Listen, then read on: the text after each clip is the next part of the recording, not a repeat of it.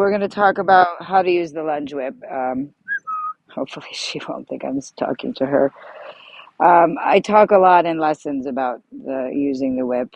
Um, so I wanted to have a video to show. It's about effectiveness, really. A lot of times we want to use the arm in different ways. Some people tend to want to do this from the top down. Sorry, girl. Um, which has its value. It's mostly for get moving, get going, and you sort of whistle it. I'm not going to do it with her, but you would put it behind you and you would whistle it like that. And if you really hit the ground, it means get going. So that sort of aid is not great when we're asking the horse to move the inside shoulder or to come around on the outside or to lift their belly. Um, so how what I do is it's sort of like the whip is an extension of my arm, so I don't hold it here because that would make it a little more awkward.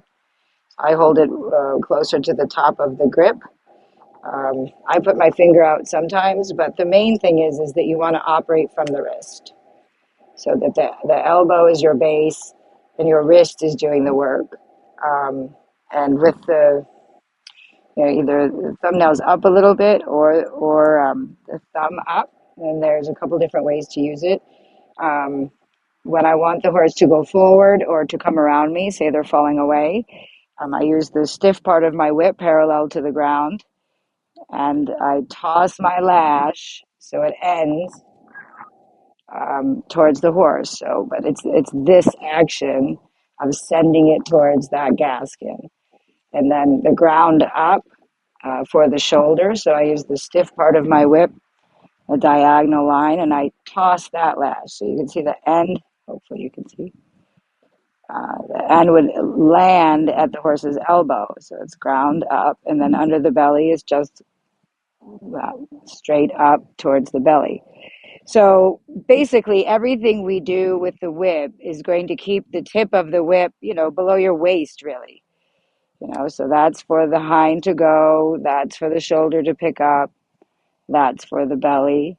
This is get moving. Sorry, girly.